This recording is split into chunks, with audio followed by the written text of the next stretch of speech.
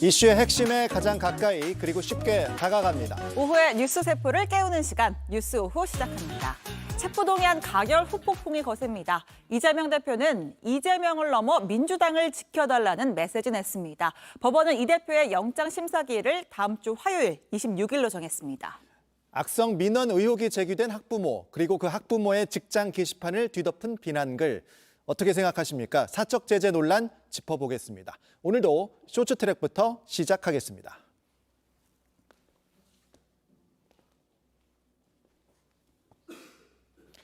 네, 첫 번째 트랙, 아빠 찬스 압수수색입니다.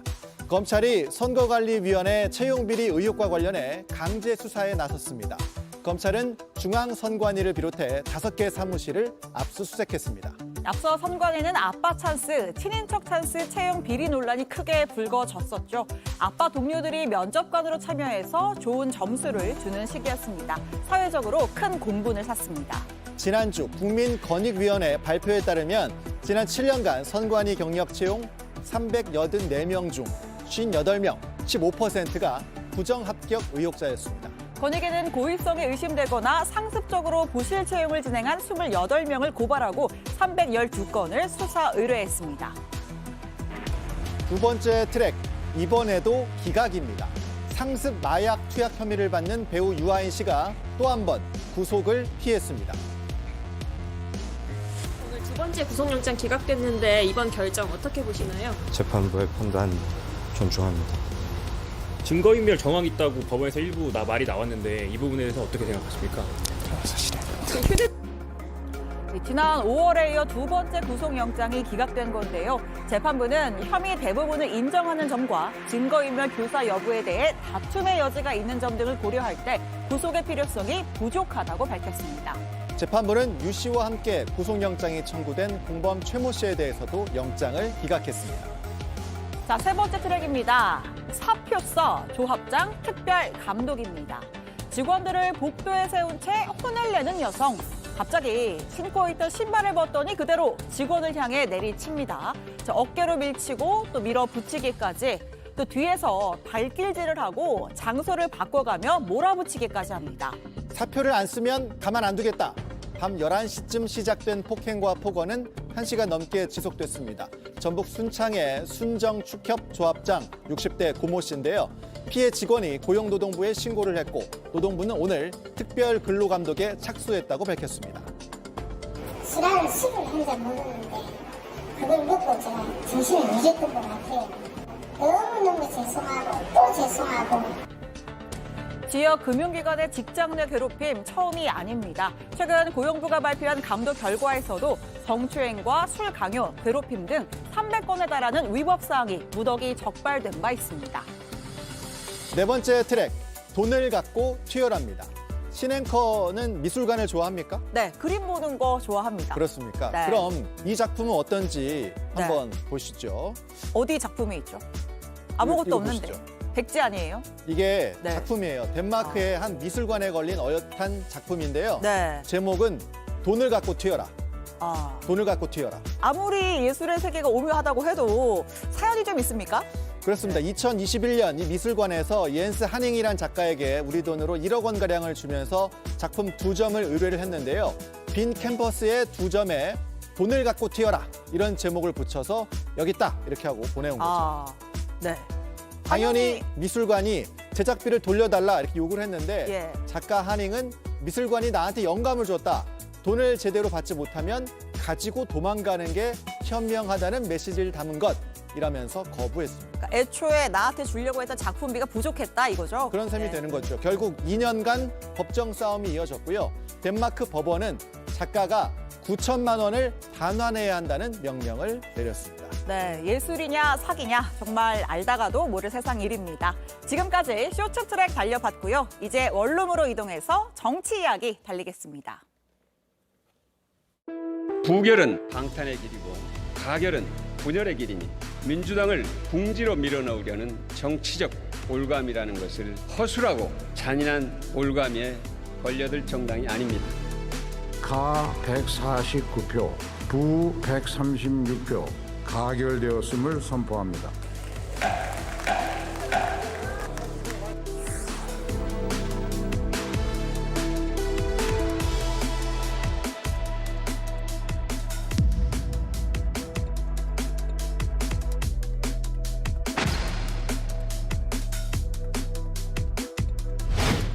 모든 상황에 대한 책임을 지고 이 시간부로 원내 지도부는 총사퇴합니다.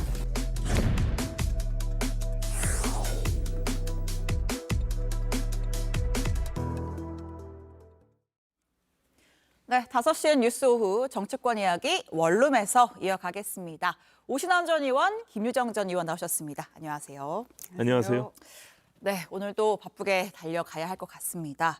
이재명 대표 체포동의안이 어제 가결이 됐습니다. 두 분은 예상을 하셨나요? 아니요, 저는 전혀 예상 못했고요. 네. 아주 근소한 차이로 부결되지 않을까 그렇게 예상을 했는데 네. 조금 충격이었죠. 오 전 의원님은요? 저도 참 예상하기 어려웠는데 네. 사실 진짜 사람 속을 모르겠구나. 아. 우리 비명계 의원들이 굉장히 쫄아 있는 줄 알았는데 그 결기가 참 대단하다 이렇게 생각했습니다. 네, 알겠습니다. 두 분도 예상을 하지 못할 정도로 사실 민주당은 정말 충격이 지금 좀 큰 상황인데 자, 어제 오늘 굉장히 전쟁과도 같은 상황들이 이어졌습니다. 책임론이 거세게 일면서 박광원 원내대표 비롯해서 원내 지도부가 총사퇴를 했고 비명계에서는 책임 회피다. 이재명 대표를 비롯한 당 지도부가 사퇴해야 한다. 요구를 했지만 그럴 뜻은 없어 보입니다. 이 대표가 침묵을 지키다 오후에 입장문을 냈는데 현재 녹색병원에 나가 있는 구혜진 기자 연결해서 상황을 들어보겠습니다.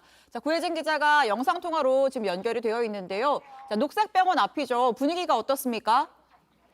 네, 이재명 대표가 병상 단식을 이어가고 있는 녹색병원 건물 주변에 이 지지자들이 335 모여 있습니다. 예. 이 파란색 티를 입거나 파란색 모자를 쓰는 등 이 파란색 아이템을 착용한 걸로 지지자임을 알 수가 있는 상황인데요. 이 이재명 대표를 지키자 등에 이재명 대표를 응원하는 문구가 적힌 피켓을 들고 있는 사람들이 많이 있습니다. 네, 파란색 아이템, 파란색 피켓을 든 지지자들이 있네요. 자, 침묵 지키던 이 대표가 오후에 입장문을 냈습니다. 어떤 내용이 담겼고 어떻게 해석할 수 있습니까? 이재명 대표는 검찰을 정면 비판했습니다.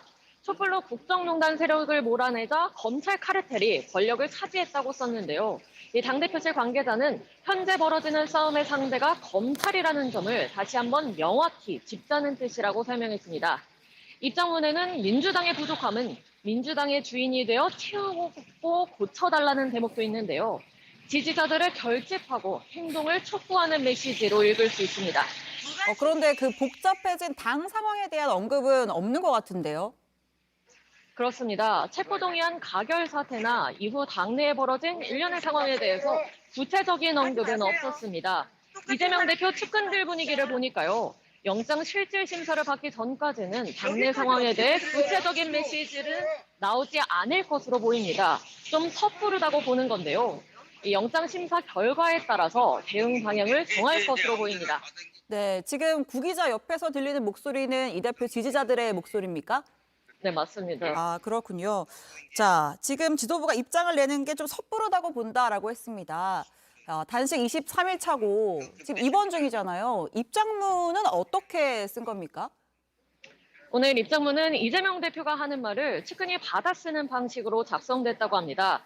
받아 쓴 글을 이 대표가 한번 읽어보고 수정을 여러 차례 거쳤다고 하고요. 이 주변의 의견을 구하기도 하면서 이 입장문 내용을 확정했다고 합니다. 그러면 말을 좀 주고받을 정도의 건강 상태로 보이는데 단식은 계속하는 겁니까? 이 건강 상태가 정말 심각하다는 게 의료진의 판단입니다.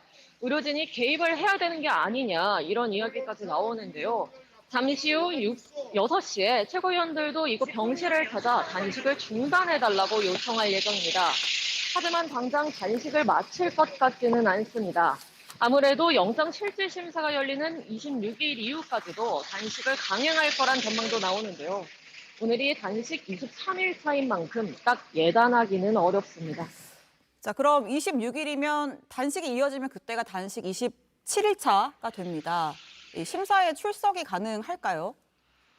고민이 계속될 것으로 보입니다. 지금 명확한 답은 내놓지 않고 있는데요. 좀 일어서기가 쉽지 않은 만큼 휠체어 출석, 줄것 출석을 할 수 있다는 전망도 지금 나오는 상황이거든요. 추석 연휴를 앞두고 그런 모습이 국민들에게 어떻게 보일지 등 여러 가지 요인들을 고려해서 결정할 것으로 보입니다. 네, 알겠습니다. 지금 녹색병원에 나가 있는 구혜진 기자를 전화로 연결해 봤습니다. 자세한 내용은 또 뉴스룸에서 직접 전해주시길 바라겠습니다. 자, 이재명 대표 입장 이야기 좀 앞에 짧게 다뤘는데 오후 2시쯤에 입장문이 나왔습니다. 한 문장으로 정리를 하면 힘을 모아달라, 지켜달라 이렇게 좀 정리를 할 수가 있을 것 같아요. 지금 내용은 저희가 그래픽으로 나가고 있는데 여전히 내 편을 들어달라 호소를 하는 일종의 지지층을 향한 메시지인지 어떻게 해석할 수 있을까요? 네. 네, 그러니까 일관되게 검찰의 어떤 독주 또 어떤 정치 수사 이런 것에 대해서 일관되게 비판을 해 왔었죠. 이재명 대표가. 그래서 어제 가결 상황에 대해서도 마찬가지 입장을 초지일관 내고 있다고 생각을 하고요. 또 지지층 또 당원들이 굉장히 어제 충격 많이 받았고 또 그래서 나 탈당해야 되겠다. 도저히 이 당이 못 있겠다. 이제 이런 굉장히 이제 화가 나서 분노의 표출이 있었는데 실제로 탈당이 이루어지기도 했고요. 3천여 명 탈당하고 그런데 반면에 또 7천여 명이 다시 또 입당을 하는 그런 상황이어서 지금 이제 그런 화가 나고 분하더라도 참으시고 우리 함께 단일 대우로 싸워 나갑시다. 이제 이런 메시지가 아닌가 싶은데요. 아마 당원들도 홧김에 탈당하셨던 분들도 아마 다시 또 입당하시지 않을까 싶고요. 당 내에서 우리가 뭉쳐서 싸워야 된다. 이런 의지의 표명이라고 생각합니다. 네, 이 대표의 메시지가 사실 그 표결 전후 굉장히 일관되게 지지층의 어떤 지지를 호소하는 메시지를 담고 있는데 표결 하루 전에 있었던 페이스북 메시지의 경우에는 역풍이 불었다 이런 해석이 많았단 말이죠. 그렇습니다. 그렇다면 오늘 메시지 어떤 영향을 또 미치게 될까요? 저는 그 두 메시지가 약간의 결이 다르다고 느껴지는데 물론 총괄적으로는 지지층에 대한 결집, 당을 지켜달라고 하는 메시지가 있지만 그 본회의 표결 바로 전날 그 올린 SNS의 글은요. 사실 그 반응들에 대해서 예측하기가 어려웠던 본인이 그것을 아주 섬세하게 체크하지 못했던 그런 후폭풍이 결국엔 가결로 이루어졌다라는 것에 대한 인식 통해서 오늘 올린 글은 굉장히 섬세하면서도 조심스럽게 또 신중하게 쓴 것 같아요. 하지만 그 안에는 이재명 대표의 그 성격이랄까요? 뭐 분노에 대한 그 감정이 저는 느껴질 수 있었던 것이 결국에는 민주당의 부족함 그리고 민주당의 주인이 되어 채우고 질책해달라라고 하는 것이 다시 한번 대동단결 나를 지켜달라. 그리고 지금 당내에서 비명계들 특히 가결에 찬성한 의원들을 색출하니 그리고 개딸들이 지금 다 공격에 지금 동참하고 있잖아요. 이런 상황에서 대표가 저런 메시지를 내므로 인해서 더군다나 지금 굉장히 갈등이 증폭되고 있는 그런 상황 속에서 저는 걷잡을 수 없는 상황으로 갈 것이다. 저는 이렇게 생각이 들고요. 이재명 대표 단식을 사실 멈춰야 됩니다. 근데 제가 봐서는 멈추지 않을 것 같고 결국에는 영장 실질 심사까지 계속 갈 것이라고 보는데 단식 날짜를 아마 기네스북에 올릴 정도로 지금 굉장히 긴 단식을 이어가고 있는데요.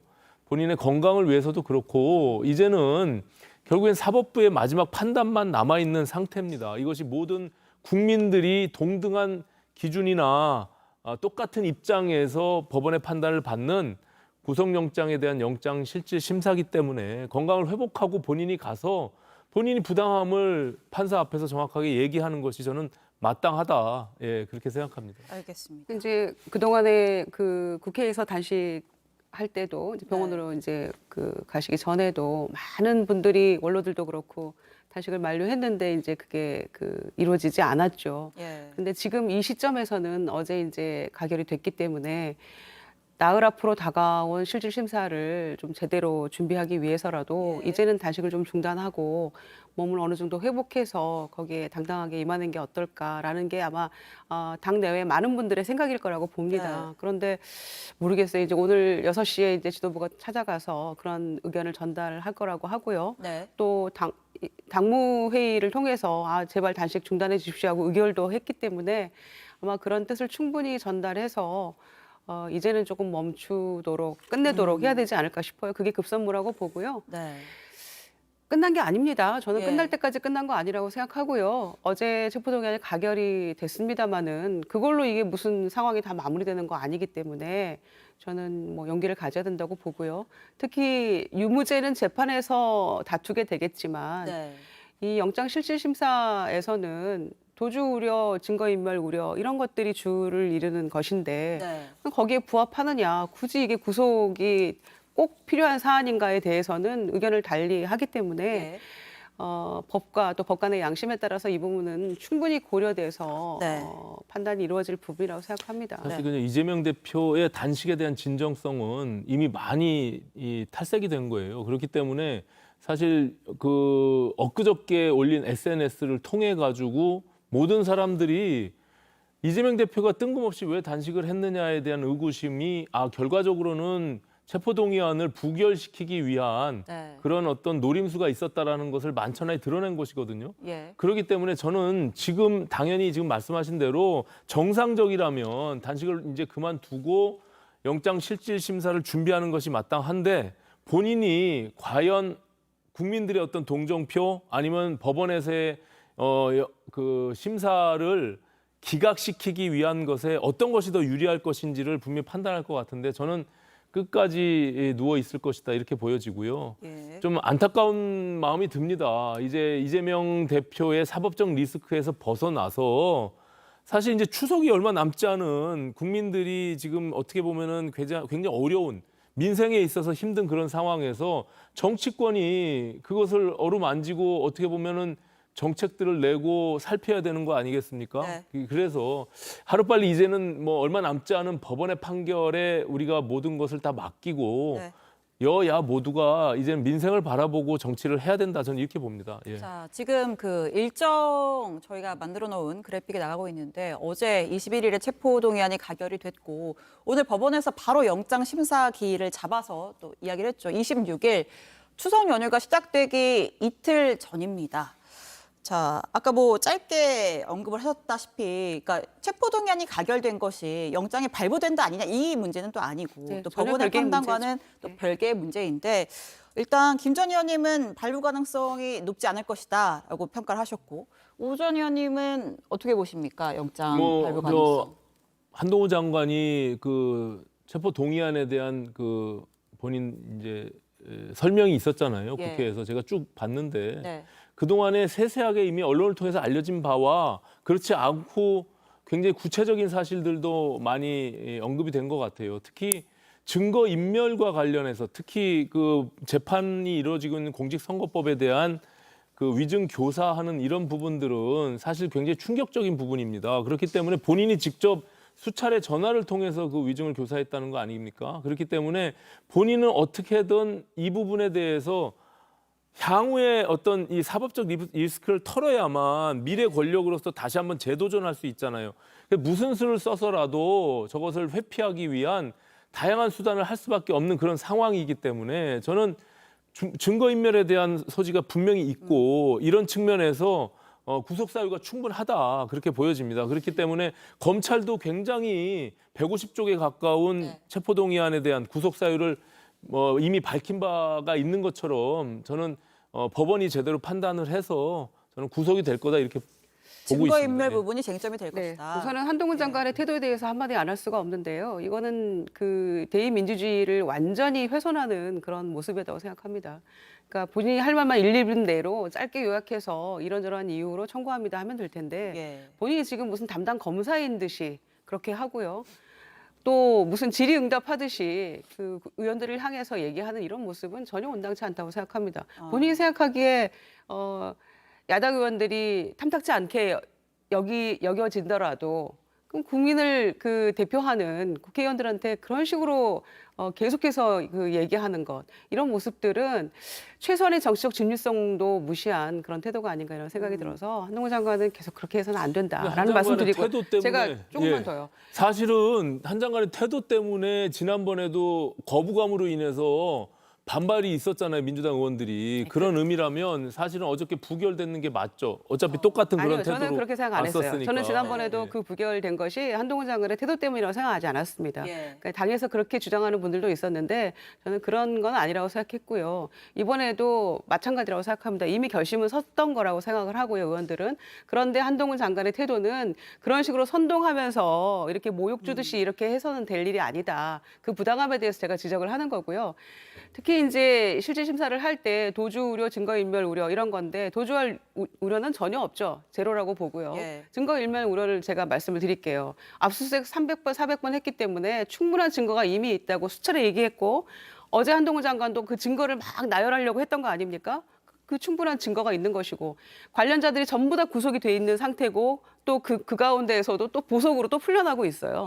그런 상황에서 무슨 인멸할 증거가 여태까지 남아 있겠습니까? 게다가 늘 얘기했듯이 성남시장, 경기도지사 시절에 있었던 일인데 왜 그러느냐 민주당이 이렇게 얘기하고 있지 않습니까? 그때 일어난 일들에 대해서 무슨 증거인멸을 할 게 그렇게 남아 있겠습니까? 관련 자료 검찰이 다 가지고 있다면서요.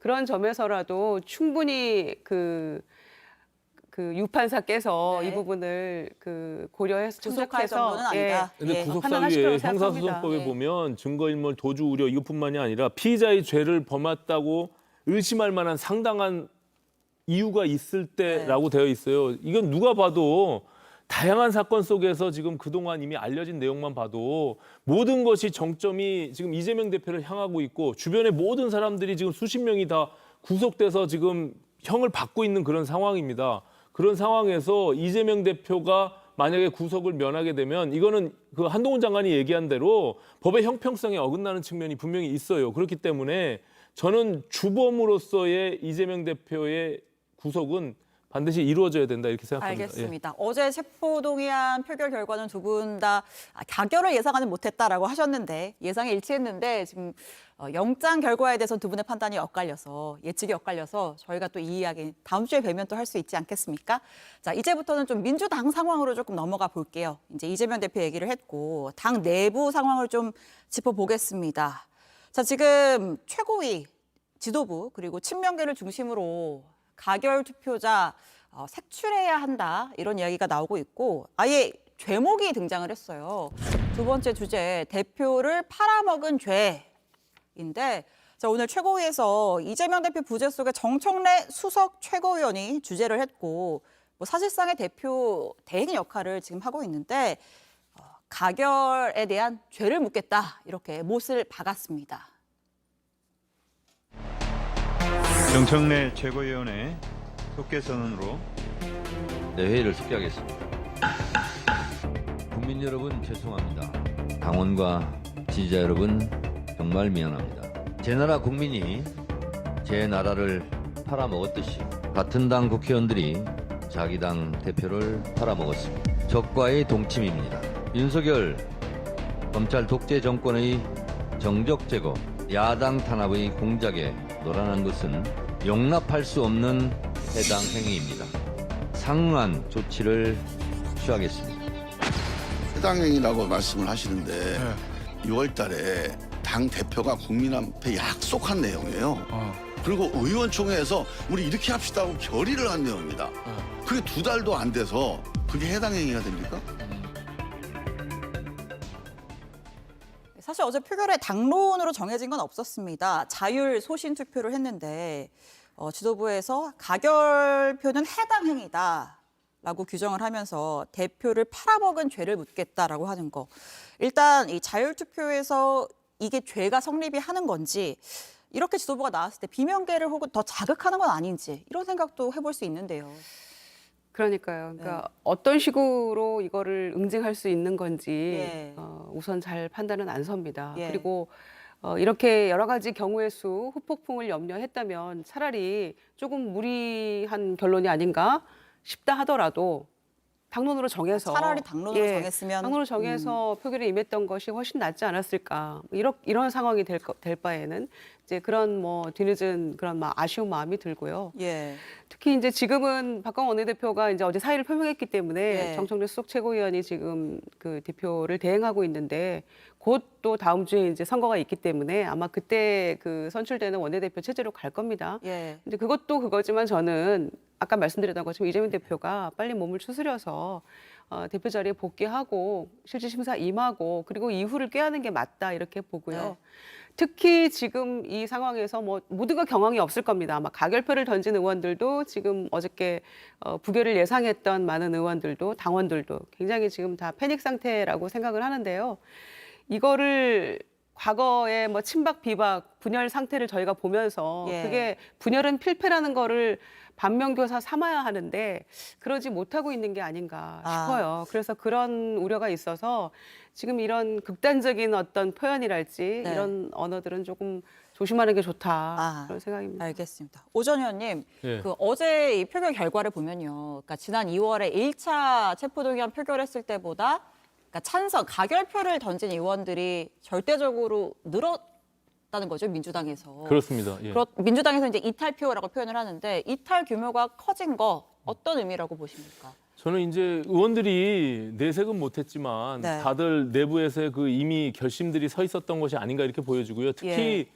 그 전날에 있었던 이재명 대표의 SNS는 굉장히 결정적이었던 측면이 있고요. 그리고 물밑에서 사실은 당의 어떤 화합을 위한 여러 가지 제안들을 비명계가 했다는 거 아닙니까? 근데 그걸 받아들일 생각이 전혀 없었던 거죠. 이재명 대표의 입장에서는. 특히 공천권에 대한 부분들이 가장 민감한데 그것을 본인이 다 행사하겠다고 하는 것을 확인한 비명계 의원들은 사실은 가결표를 던질 수밖에 없는 그런 상황으로 간 것이고요. 예.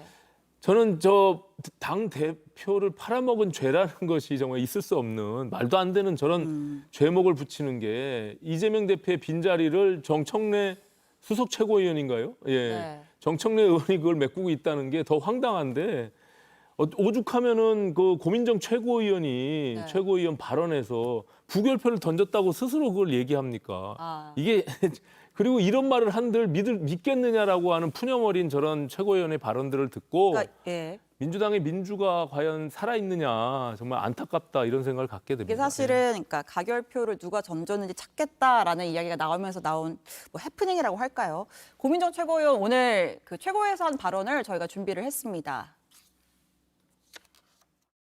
전 부결표를 던졌습니다. 사람이 사경을 헤매는데 노무현처럼 조국처럼 놓치고 싶진 않았습니다. 저에게 다음 총선에 당선을 막겠다는 당원들의 문자가 쇄도합니다.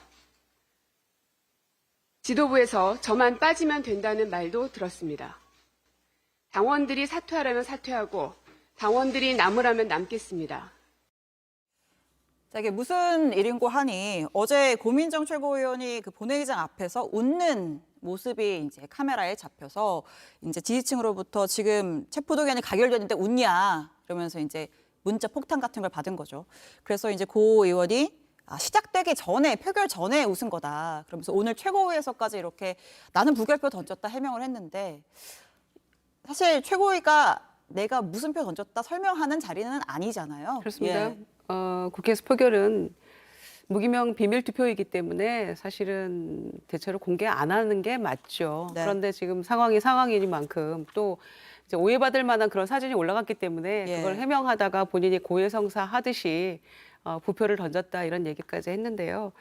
당이 이렇게 지금 이제 상황이 벌어지면 그것에 대해서 이제 모두가 혼란스러운 거는 뭐 당연한 일입니다만은 그걸 어떻게 수습하느냐에 따라서 우리의 미래가 달려 있는 것이거든요. 예. 그런데 최고위원이 이거를 굳이 내가 이렇게 했다라는 거를 지금 설명하고 입증해야만 이게 인정받는 그런 당이라면 저는 이제 당원들의 마음이야 충분히 이해합니다. 그러나 이거를 조금 한 걸음 떨어져서 바라보고 있는 국민들이 보시기에 이걸 어떻게 보고 계실까 우리가 간과해서는 안 된다고 생각하고요.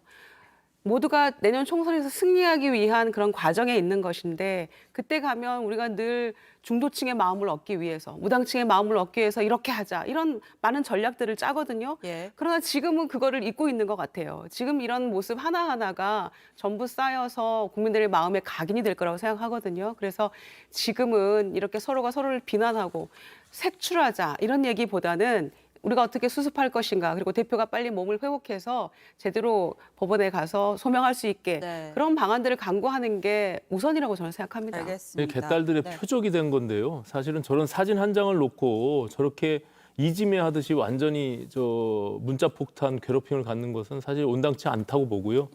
얼마나 괴롭고 힘들었으면 정말 최고위원이 최고위 발언에서, 더군다나 본회의장에서 체포동의안이 가결된 바로 다음 날 저렇게 본인이 푸념하듯이, 그리고 자기의 지위에 대해서, 최고위원이 어쨌든 선출직 최고위원인데 당에서 내려오라면 내려오겠고 있으라면 있겠다고 하는 저런 말들이 민주당이 정말 어려운 상황에 지금 처해 있구나, 이런 것들을 대변하는 모습이 아닌가 좀 안타깝게 생각합니다. 예. 알겠습니다. 자, 지금 이제 그러니까 박광원 원내대표가 사퇴하면서 이제 정청래 최고위원이 지금 대행 역할을 하게 됐고, 다음 주에 또 영장실질 심사 날에 또 새 원내대표도 뽑는다고 하잖아요. 민주당 지도부가 어떤 방향으로 가게 될지 그 점도 주목을 해봐야 될 것 같습니다. 자, 두 분 말씀은 여기까지 듣겠습니다. 고맙습니다.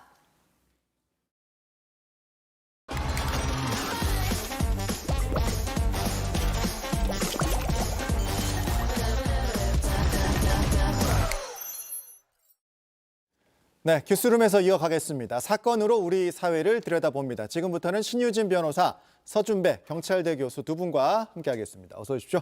안녕하세요. 네, 자, 첫 번째 키워드 바로 들어가겠습니다. 첫 번째 키워드 이렇게 적어봤습니다. 난리난 직장 게시판. 이게 무슨 말이냐? 자, 2년 전 극단적인 선택을 한 의정부 호원초 고 이영순 교사 사건, 학부모에게 돈을 보냈던 상황이 지금 알려지면서 후폭풍이 거센 상황이에요. 온라인에서는 해당 학부모의 신상이 유포됐었고, 그리고 학부모가 다니는 직장의 게시판에는 비난글이 지금 도배되고 있는 상황입니다. 사건 개요를 잠깐 다시 설명을 드릴게요. 그러니까 2016년 6월 수업 시간에 한 학생이 페트병을 자르는 과정에서 손을 다쳤습니다. 그래서 학교 안전공제회로부터 치료비 보상을 받았어요. 그런데 2019년에 이 이영순 교사가 또 학부모에게 돈을 보낸 겁니다. 그러니까 매달 월급날에 50만 원씩 총 400만 원을 보낸 사실. 이것이 이제 도교육청의 조사 결과 나온 그런 상황입니다. 어제 발표가 된 그런 상황입니다. 교육청은 이제 학부모들 수사를 의뢰를 한 상황인데, 자, 먼저 교수님, 지금 얘기한 이 페트병 사건 같은 경우에 경찰이 이제 수사 의뢰를 받았단 말이죠. 그럼 경찰은 뭘 중점적으로 들여다보게 됩니까? 예, 경찰은 그 문자 메시지 내역 같은 것들을 확보해서 강요가 있었는지, 의무 없는 일을 하게 만든 그 폭행이나 협박을 위주로 보는데, 협박은 이제 해악의 고지, 징계를 하겠다, 신고하겠다. 그래, 의무 없는 일을 하게 한 것이 있는지, 강요나 협박이 있었는지 중점적으로 수사할 것으로 보입니다. 그러니까 선생님 입장에서 도의적인 책임으로 돈을 보낸 것인지, 학부모의 강요가 있었던 것인지, 이걸 이제 경찰이 이제 수사하게 될 텐데, 자, 어쨌든 이제는 수사의 영역으로 갔습니다. 하지만 온라인 공간에서 사적 제재가 이어지고 있는 건데, 학부모와 학생 신상은 온라인에서 유포된 지가 꽤 됐고, 그다음에 학부모 직장 게시판에 비난 글들이 올라오고 있는 상황인데, 변호사님 어떤 내용들이 지금 올라오고 있습니까? 네, 이 직장 게시판은 로그인을 하고 작성을 할 수가 있는 게시판인데요. 뭐 너무나 실망스럽다. 사람 죽이는 악마가 여기 근무하고 있다. 선생님 상대로 뭐 삥을 뜯은 거냐? 이렇게. 선생님 상대로 갈취를 거냐? 네, 그리고 뭐 살인마가 지금 근무하는 곳이다. 이런 글들이 이제 계속 직장 게시판 내에 올라오는 거예요. 직원 관리를 어떻게 하는 거냐? 네. 그리고 또 이런 내용뿐만 아니라 이 교사에게 이 갑질한 신상 폭로한 그 SNS에서 뭐 또 이 사진까지, 이 아이의 사진까지도 공개하면서 뭐 군대 가 있는 선생님에게까지 돈을 내놓으라고 했다. 그 성형수술 하겠다고 돈을 내놓으라고 했는데 뭐 인증을 하여라. 뭐 이런 식으로 이제 계속 2차 가해가 있는 상황인 거죠.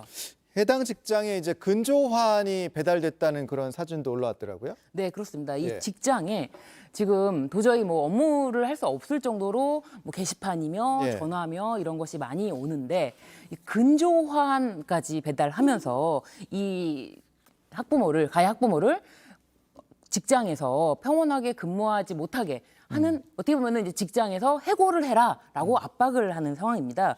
그래서 결국에는 지금 대기 발령까지 받은 상황이거든요. 네.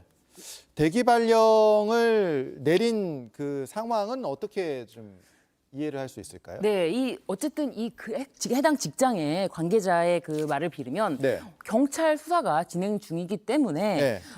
대기 발령 조치를 한 것이고 예. 뭐 금고 이상의 형이 나온다 하면은 규정상. 규정상 해직 사유에 해당한다. 예. 수사 결과에 따라서 조치할 예정이다라고 하는데 예. 아무래도 저렇게 근조 화환까지 보내고 그리고 많은 사람들이 이제 압박을 하면서? 댓글이라든지 뭐 압박을 하니까 이렇게 대기 발령까지 나왔지만 근데 사실 이 해당 직장의 근무 이제 규정을 보니까 네. 이 뭐 대기 발령 자체가 가능하긴 하더라고요. 예. 그래서 대기 발령이 가능하긴 하지만 너무 심한 이제 댓글 테러라든지 이런 것들이 있지 않은가 그런 것 때문에 더 주목받는 것 같습니다. 지금 별점 테러 같은 부분도 이어지고 있어요. 그러니까 이 별점이라는 게 사실 어떤 그 서비스나 정보를 공유하는 제도인데 이게 이제 사적 제재 또 수단으로 그러니까 별점을 뭐 1점을 준다든가 이렇게 이용이 되고 있는 상황인데 이 부분은 혹시 문제의 소지가 없습니까? 어떻습니까? 예, 일종의 자경단을 만들어서 이런 별점을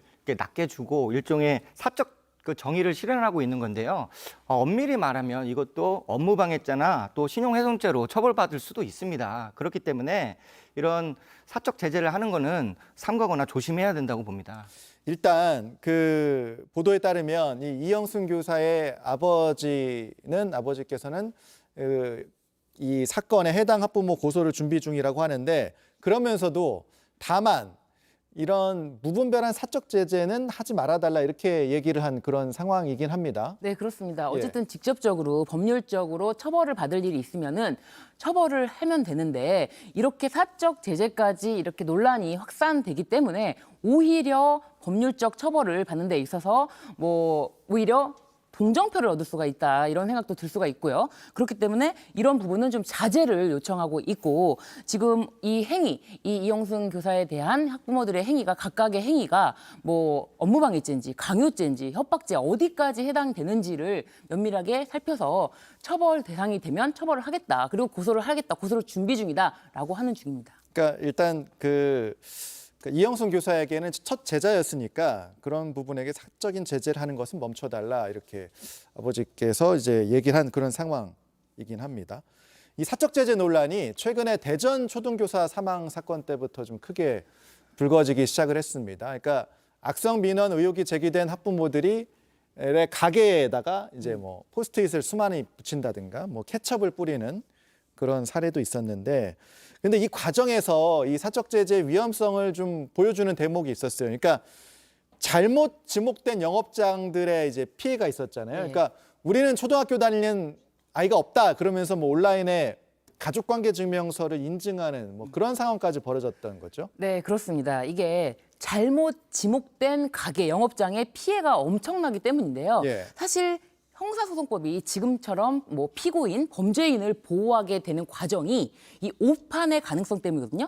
재판이 잘못되면은 그 결과를 돌이킬 수가 없기 때문에 점차적으로 피고인 보호에 초점을 맞춰진 거예요. 그렇게 발전 과정인데 이런 식으로 잘못 지목된 영업장이 있기 때문에 이런 사적 제재에도 굉장히 다른 엉뚱한 사람이 피해자가 되고 이 피해자가 도저히 영업을 할 수가 없고 그러면 우리 가게의 평판은 이미 별점이라든지 뭐 더 이상 영업을 영위해 나갈 수가 없는 형편에 이르렀다라고 고통을 호소하고 있는 상황이기 때문에 이렇게 잘못 지목되는 사실은 제대로 지목이 된다 하더라도 이런 사적 제재 자체가 결코 올바른 방향이라고 볼 수 없지만 그만큼 이제 국민들이 공분이 도저히 이 법적인 사법 절차 시스템 내에서 해소가 안 되기 때문에 이런 상황이 이루어지는 것이죠. 말씀하신 것처럼 이 사적 제재가 올바르지 않다는 건 우리가 도덕적인 관점에서도 대부분 인지를 하고 있는 상황인데 그럼에도 불구하고 이렇게 사람들이 뭐라 그럴까요? 많이 비난을 쏟아내고 또 비판을 쏟아낸다는 건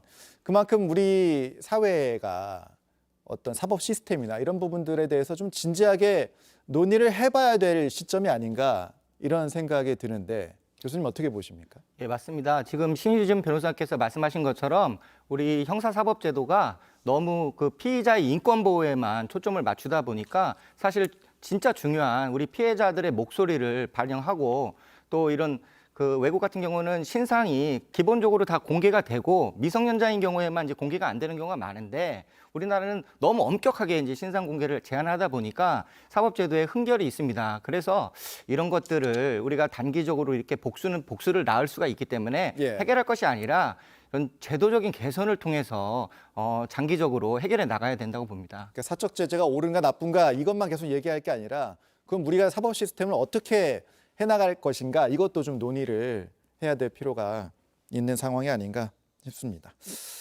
알겠습니다. 이 얘기는 여기까지 하고 코너 속 코너로 넘어가겠습니다. 우리 사회 속 이런 판결이 오후 재판소 시작합니다.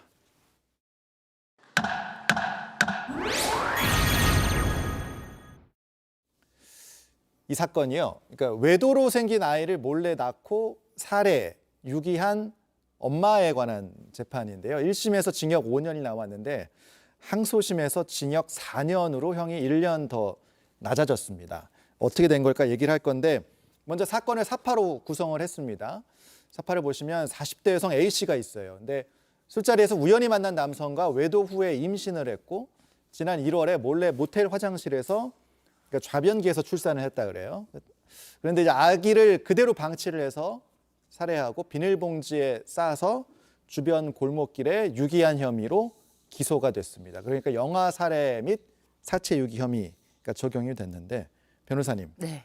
1심에서는 징역 5년이 나왔잖아요. 네. 근데 이 5년도 일반적인 상식으로는 좀 형량이 낮아 보여요. 왜 어떤 판단입니까? 네. 이 아이를 낳은 직후, 분만 직후에 산모에게 적용되는 영아살해죄라는 그 죄가 적용이 된 건데 이 영아살해죄는 사실 지금 2023년 7월 달에 폐기가 됐습니다. 이 폐지가 됐고 아직 시행은 되지 않았지만 이 당시 이 죄가 적용이 돼서 10년 이하의 징역형에 처해지는데 10년 이하의 징역형이다 보니까 5년형으로 사실은 영아살해죄가 적용이 되는 경우에는 5년형으로 일반적으로 적용을 해왔던 것이 사실입니다. 지금까지 어떤 프로토콜처럼 5년을 많이 적용해왔다. 네, 그렇습니다. 재판부에서는 뭐 이렇게 판단했어요. 아이는 삶의 기회조차 가져보지 못했다. 엄히 처벌할 필요가 있다.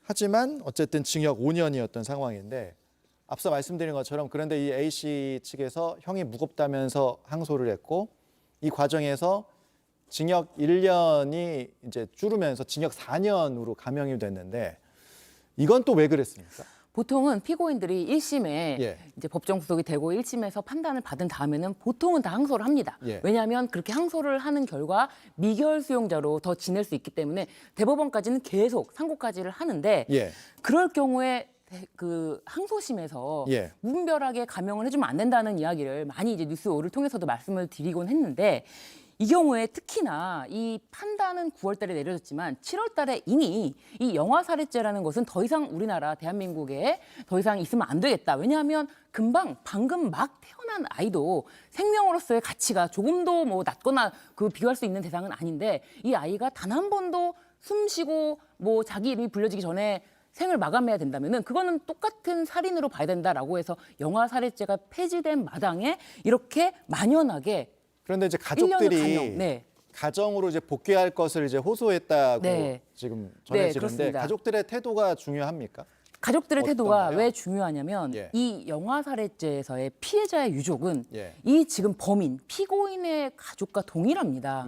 사실 이 살해된 이 영아의 할머니가 이 산모의 어머니고요. 뭐 할아버지가 이 산모의 아버지가 되겠죠. 그렇기 때문에 이 피해자 유족이 동일하고 그렇기 때문에 이 가족들이 가족으로 이 피고인을 선처를 구한다, 선처를 바란다, 돌아와라. 그리고 또 돌봐야 될 자녀가 있다라고 하기 때문에 뭐 직장을 다녀야 되고 돌봐야 할 자녀가 있다. 이렇기 때문에 만연하게 1년이 감형된 것이 아닌가 싶습니다. 자, 영아살해죄 이제 얘기를 계속 해주셨는데 이게 이제 7월에 폐지하는 것으로 국회를 통과해서 이제 시행을 앞두고 있는 상황인데 그러면 교수님 이제 영아살해죄는 없어지면 이제 이런 사건들도 일반 살인죄처럼 다루는 게 되는 거죠? 예, 맞습니다. 영아살해죄는 폐지됐고 영아유기죄도 폐지됐습니다. 그 미등록 아기들이 살해되는 사건들이 많이 발생해서 큰 사회적 파장을 불렀기 때문에 이제 똑같이 내년 2월 8일부터는 살인죄로 사형, 무기 5년 이상의 징역으로 일반 살인죄로 적용을 될 겁니다. 이 영아살해죄 폐지가 좀 너무 늦었지 않나 이런 생각이 맞습니다. 들어요. 네, 그렇습니다. 이 지금 영아살해죄 자체가 지금 지금 갓 태어난 생명에 대한 가치를 경시하는 그 옛날 1953년도에 처음에 그 조항이 만들어지고 나서 단 한 번도 지금까지 논의 대상이 되지 않았다는 것은 굉장히 늦은 일이죠. 알겠습니다. 늦었지만 어쨌든 이제 영아살해죄는 이제 역사 속으로 사라지는 그런 상황이 됐습니다. 알겠습니다. 두 분과는 여기까지 말씀을 나누도록 할게요. 오늘 고맙습니다.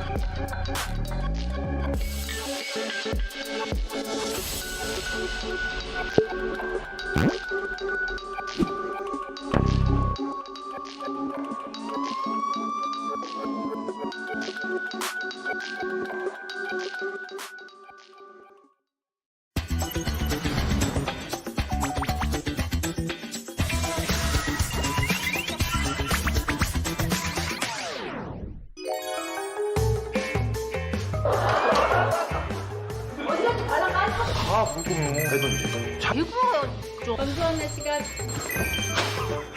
개그맨이야, 진짜. 그러세요.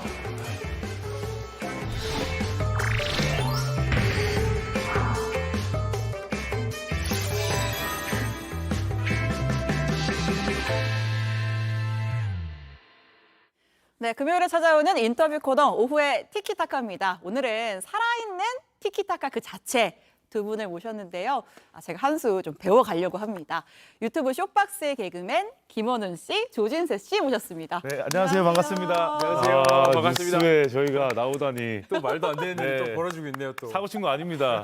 저희 정식적으로 섭외 받아서 온 겁니다. 네. 그러니까 뉴스에 나오면 좀 걱정을 하시는 분들. 긴장되죠. 그러니까요. 네. 좋은 일로 나왔다는 거. 그렇죠. 너무 좋아요. 최근에 또 그 부산 코미디 페스티벌에서 네. 대상 받으셨잖아요. 네. 부산 코미디 페스티벌이 매년 열리거든요. 네. 근데 저희가 이번에 코미디 부분에서 대상을 받아가지고 네. 너무 그렇습니다. 감사드립니다. 네, 축하드리고 네. 두 분 제가 앞서 설명을 드렸지만 유튜브 채널 쇼박스에서 일상 개그 네. 그리고 자극보다 공감하는 개그로 대활약 중이신 두 개그맨 분을 모셨는데 쇼박스 구독자가 270만인가요? 근사치이긴 합니다. 269만 1,081명인데요. 제가 아까 방금 전에 들어오기 세신 전에 거예요? 봤는데 85명이었어요. 아마 이제 또 파급력이 있으니까 저희가 방송이 끝나고 나면 그쵸. 270만 명을 찍지 돌파하지 않을까. 않을까 네, 라는 생각을 합니다. 아무튼 지금 설명드린 대로 진짜 대세.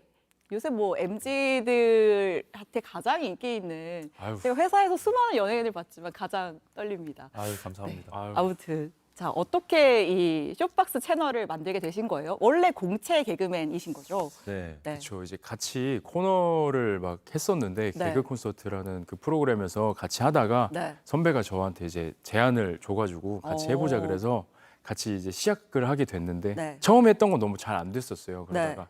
저희가 이제 또 해보고 싶은 거를 막 도전을 해보다가 네. 결국에 온 게 이제 쇼박스라는 채널이거든요. 채널. 네네. 그 채널 소개를 보니까 스케치 코미디를 하는 채널이다 이렇게 네네, 설명이 되어 맞습니다. 있던데 네. 스케치 코미디가 뭐예요? 이게 스케치 코미디라는 원래 단어는 네. 여러분들이 많이 생소해 하실 텐데 네. 그냥 예전에 네. 그 시트콤이라고 생각하시면 될 것 같아요. 아. 근데 대신에 이제 1분에서 10분 이제 그 사이에 네. 짧은 코미디 영상이라고 생각하시면 좀 편하실 것 같습니다.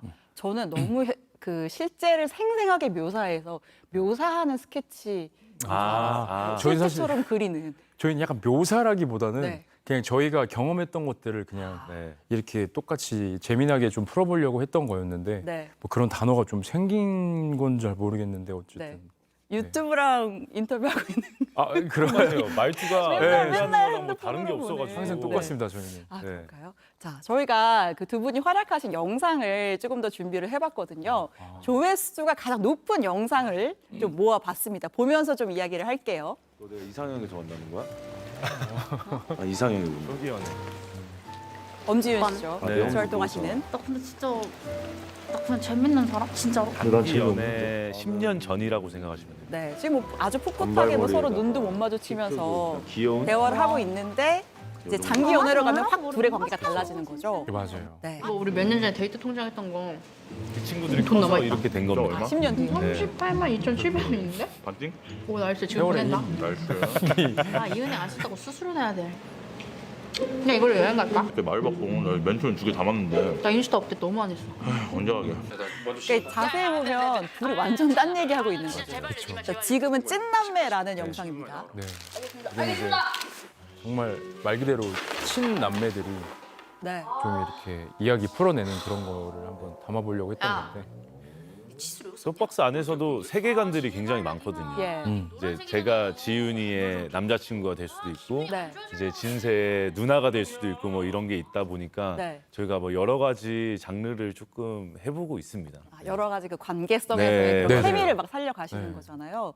근데 아까도 그 찐남매에서 봤지만 그 질끈 묶은 머리에 안경 쓰고 야 오빠한테 야 막 하는 그 맞아요. 찐남매 케미 이게 댓글에 보면 아 실화다 이거 누가 우리 집 염탐했나 막 이런 것들 달려 있잖아요. 맞아요. 그래서 하이퍼 리얼리즘이라는 평가를 받는데 그런 디테일은 어떻게 잡아내시는 거예요?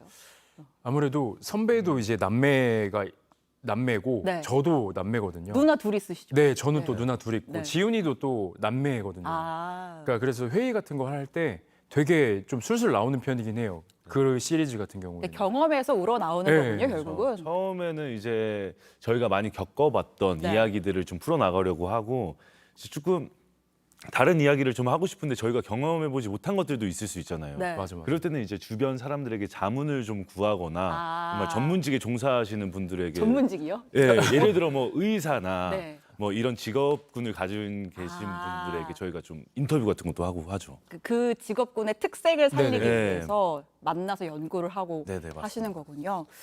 자, 그 뉴스 앵커를 따라한 영상도 있던데 네. 이것도 뉴스 앵커를 사전에 연구를 하셨는지 모르겠습니다. 저희가 그 영상도 좀 준비했어요. 뉴스 마치겠습니다. 시청해주신 여러분 고맙습니다. 그러니까 뉴스 앵커분들이 나 저렇게 거예요? 카메라 아직도 여기. 바짝 붙어서 앉지 않거든요. 그렇죠. 유튜브 뭘 해야 될지 모르겠어. 지금 여기 종이 한 그러니까 번. 이제 뉴스가 끝나고 맞아요. 자, 내일 뵙겠습니다 한 다음에 이제 입을 오물오물하면서 야 마시면 저녁 뭐 되죠. 먹을래? 이게 오늘 인터뷰 왜 그렇게 했냐? 막 저희도 그런 얘기 막 하거든요. 진짜 하시죠. 하죠. 너무 궁금해서 네. 저희도 수상소감 저분들 앵커분들은 저렇게 엔딩 크레딧이 올라오고 있을 때 어떤 대화를 나눌까 저희가 항상 호기심을 갖고 있었어요. 맞아요. 그러다가 이걸 좀 이렇게 딱딱 칠 때 있잖아요. 네. 이렇게 지미 집 카메라 이렇게 갈 때 마지막 엔딩샷 나올 때 네. 그때 이걸 칠 때 대화를 하시는데 저희는 그 대화를 안 들어봤잖아요. 그렇죠. 그러다 보니까 저희가 이제 상상을 해보고 좀 어떤 대화를 할까 해보다 아. 보니까 저런 콘텐츠가 좀 나왔던 것 같아요. 상상을 하셨다고 했는데 진짜 맞아요. 저희는 주로 이제 6시 좀 넘어서 뉴스가 네. 끝나니까 뭐 박앵커 뭐 저녁 뭐 먹죠? 뭐 막 이런 오, 얘기. 아, 근데 배에서 진짜 꼬르륵 소리가 나요. 막 이런 얘기도 하고. 오. 그렇죠. 물론 뉴스 이야기도 합니다. 아 그럼 이거 보셨을 때 네. 조금 어떤 느낌이 그러면 드셨는지 이제 궁금해요. 약간 누가 나를 사찰했나 약간 정말요? 이런 느낌이 드는 거죠. 오. 그 정도의 디테일이 살아 있다. 저희는 그냥 개그로 상상력으로 만들었던 콘텐츠인데 맞아. 공감을 해주시니까 저희도 한편으로 또 기쁜 마음이 있습니다. 너무 신기하네요 또. 네. 네. 자, 이런 영상들이 보통 한 5분 정도 단위로 네. 유튜브에서 뭐 길면 5분, 짧은 건 막 1분짜리도 있고. 근데 이런 영상을 하나 만드는데 네. 뭐 촬영도 몇 시간 하고 편집도 직접 하신다고 저 알고 있거든요. 네. 네, 그런 것들 며칠씩 걸려서 하신다고 들었어요. 뭐 통계 같은 것도 활용을 하고요. 네. 거의 영상을 하나 만드는 과정에 있어서는 최소한 4일 정도는 그래도 소요를 하는 것 같아요. 4일, 네. 저희가 일주일에 하나를 딱 업로드를 하거든요. 네. 이제 촬영은 평균적으로 5시간에서 7시간 정도 걸리고 네. 사실 대본 작업에 있어서 시간을 가장 많이 할애를 하고 있거든요. 그렇죠. 뭐 찐남매 같은 경우에는 네. 정말 공감대가 저희가 너무 잘 알고 있으니 네. 막 2-3시간 만에 나올 때도 있는데 네. 막 저희가 딱 막히는 컨텐츠들이 있어요. 그 어렵다 막 이런 저희가 것들. 안 해봤던 콘텐츠들. 안 해본 콘텐츠는 네, 뭐 새로운 상상의 직업군을. 나래를 해야 되니까. 네, 그렇죠, 그렇죠. 예. 그런 거는 뭐 이제 하루 이상 걸릴 때도 있고 몇 날 며칠을 하는 경우도 있고 네. 콘텐츠마다 조금씩 다른 것 같습니다. 아, 그렇군요. 네. 자, 혹시 지금 뭐 어떤 짧은 그런 이 콧구멍을 막 움직이죠. 아니 말 실수할 것 같아서 이상해요 지금. 무서워. 한마디 저의 한마디가. 모습이 이게 아닌데 아, 진짜요? 조금 더 텐션이 높고 네. 맞아, 이게 괜히 좀 재밌는 사람들인데 네. 무서워요. 그러면 말 실수를 지금 할까 봐. 그 마음껏 재미있는 개그맨의 끼를 펼칠 시간을 드리워 보면 어떨까? 그러다 실수하면 어떡하죠? 그럼 저희는 상황극 같은 육두문자부터 시작을 해야 돼서 육두문자는 안 뉴스에서는 됩니다. 안 될 수도 있어요. 저희는 방송 심의를 네. 준수하는 네, 뉴스 네. 오이기 때문에 그래도 좀 재미있게 시청자 여러분들이 이렇게 나도 저랬는데 할 만한 상황극 같은 거 하나 해볼까요? 상황극? 그러면 저희가 그래도 네. 장기연애와 찐남매로 많은 분들에게 사랑을 받았으니까 우리 그렇죠. 앵커님이랑 같이 저랑 지윤이 역할을 네. 해주시고 아 제가 엄지렐라 역할을 네, 하는 엄청 건가요? 오래 사귄 이제 커플인데 이제 여성과 남성의 네. 대화. 제가 한번 네. 지윤이라고 생각하고 한번 해보도록 하겠습니다. 네. 야, 너 웬일로 치마를 입고 왔냐? 나 만날 때 너 바지 입고 다니잖아. 너무라고 입은 거 아니거든? 너 약속 있지? 어. 너 남자 만나냐? 진세라고. 야, 누나 왜? 왜나안 당당하게 얘기해. 남매끼리 이래도 돼? 안 만나기로 남매예요? 했잖아. 여기 또 세계관에선 또 남매. 여긴 또 남매여가지고. 야 빌린 돈 언제 갚을 거야? 뭐 네가 안 줬잖아. 니도 안 줬잖아. 582원. 어? 182원 맞나요? 근데 엄청 잘 받아주신다. 아 그래요? 너무 잘하시는데요. 네. 팬이라서 지윤이가 불가피하게 못 나올 때 한번 연락드리겠습니다.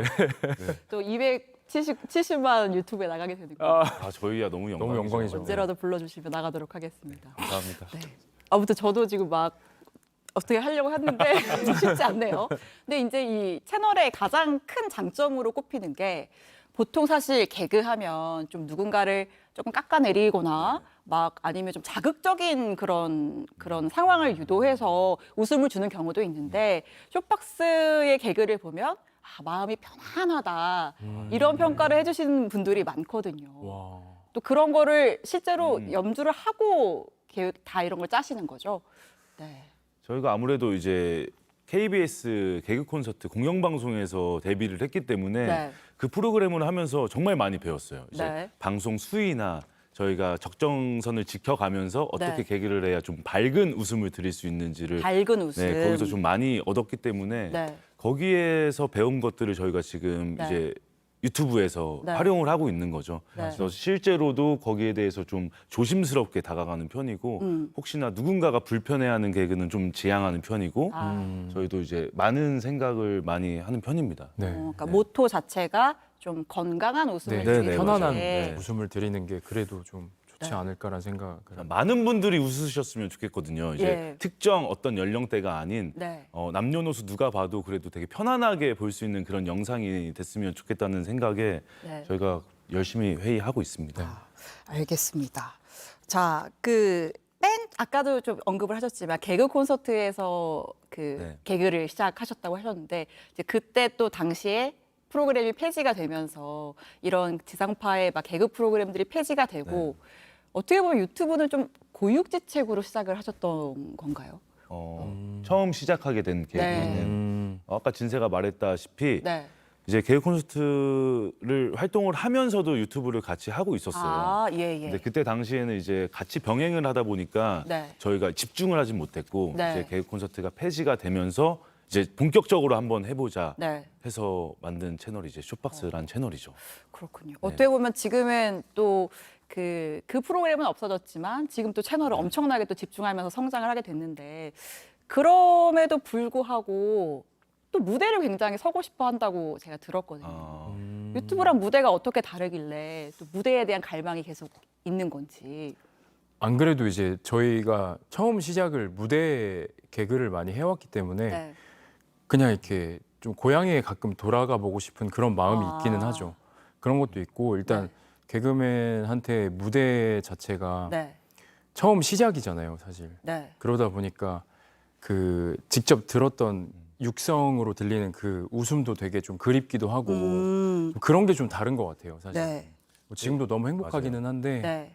그러니까 지금은 어떻게 보면 반응이 뭐 댓글이나 네. 이런 걸로 피드백이 온다면 네네 맞아요. 무대에서는 바로 맞아요. 웃음소리가 들리니까 네, 그게 좀 다른 것 같아요. 관객분들의 그 웃음소리가 딱 물밀듯이 딱 왔을 때 그 쾌감이 있거든요. 예. 근데 지금 영상은 사실 이제 텍스트로만 네. 뭐 사람들 키키키키. 키키키 너무 웃겨 뭐 이런 식으로만 저희가 느끼다 보니까 네. 그런 웃음소리들이 많이 그립긴 하죠. 네. 그런 게 좀 아쉬우신데 앞으로 뭐 또 그럴 기회가 있겠죠. 무대 그쵸. 준비하시는 네. 거 혹시 있으세요? 이제 공개 코미디가 다시 부활을 한다고 하면 저희도 네. 얼마든지 하고 싶은 마음이 있고 또 네. 기회가 주어진다면 저희도 네. 언제든 도전할 생각이 있습니다. 네. 그렇군요. 자, 두 분한테 저희가 좀 사전에 여쭤봤는데 다시 태어나도 개그맨을 하고 싶다 이런 이야기를 안 하셨나요? 저는 예전에는 정말 개그맨이란 직업이 네.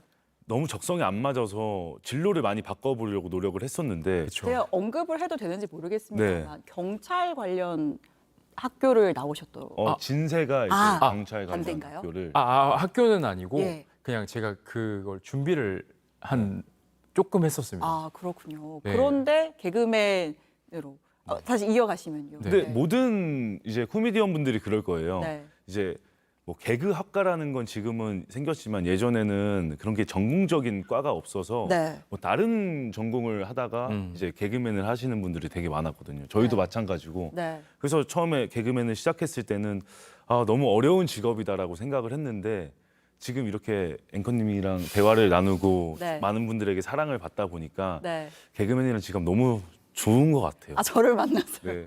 이것도 물론이고 이제 또 많은 분들이 이제 사랑을 저희를 사랑을 주시고, 해주시니까 웃음을 드리고 네. 또 긍정적인 에너지를 나누니까. 행복하게 코미디를 하고 있습니다. 네. 오늘 근데 엄지윤 씨는 어디 가신 거예요? 저희만 나오고 싶어서 일부러 얘기를 안 했어요. 아, 그런가요? 지훈이가 말이 너무 많아서 아. 저희가 좀 욕심이 있다 보니까 네. 비밀로 하고 나왔습니다. 저희 뭐 사진을 준비했는데 사진이 있나요? 엄지윤 씨? 네. 세 분이 같이 뭐 또 하고 싶은 무대 같은 게 있다면 뭐 있을까요? 네. 무대. 네. 진세랑 저랑 우스갯소리로 이야기를 많이 했었는데 네. 영화를 한번 만들어 보고 싶다는 생각을 했었어요. 네. 이제 코미디 영화인데 네. 저희의 스타일로 한번 재해석해서 만들면은 네. 재밌지 않을까라는 생각을 한 번 한 적이 있어요. 영화 네, 대박 영화. 날 것 같은데요, 벌써? 근데 네. 또 왜? 방송이라서 말해주셔야죠. 저희가 말을 좀 아끼고 있어요. 지금 이게 또 이게 뭐 하다 보니까 또 말이 헛 나올까봐. 네. 그럼 뭐 어떤 뭐 시나리오 작업을 하고 계신다든지 그건 아닌가요? 그런 거까지 아직 그러니까 뭐 기획 단계는 아예 없는데 네. 그냥 생각으로 너무 재밌겠다. 네. 한번 도전해 보고 싶다 네. 정도로 지금 생각하고 있습니다. 재밌는 코미디 영화를 한번 좀 도전해 보면 좋을 네. 것 같다는 생각이 네. 있어서 네. 한번 나중에 좀 시간이 되고 기회가 된다면 저희도 한번 도전해 볼 생각이 있습니다. 영화관에서 개봉을 한다면 꼭 보러 가겠습니다. 너무 멋있죠. 시사회에서 막 와. 이렇게 손 네. 흔들고 이렇게 하는 거. 이렇게 앞에서 제가 또 사실 이제 네. 개그맨 감독분들도 되게 많이 있었지만 네. 저희 개그맨 분들이 대단하신 분들이 너무 많기 때문에 그렇죠. 저희가 같이 그 길을 걸을 수 있으면 저희도 너무 영광스러운 자리죠. 알겠습니다. 자, 무대에서 유튜브를 넘어 영화까지 꿈꾸는 도전하는 두 개그맨 이런 식으로 분과 기사 제목이 막 만들어지고 하는 거죠. 그렇죠. 네. 제목이 딱 나왔습니다. 네, 두 분과 인터뷰 함께했고요. 오늘 두 분 말씀은 여기까지 듣겠습니다. 고맙습니다. 네, 감사합니다. 네, 오늘 뉴스 오후가 준비한 소식은 여기까지입니다. 추석을 앞두고 날씨가 좀 쌀쌀해졌는데요. 건강 유의하시고요. 저희는 다음 주에 더 좋은 뉴스로 찾아뵙겠습니다. 고맙습니다.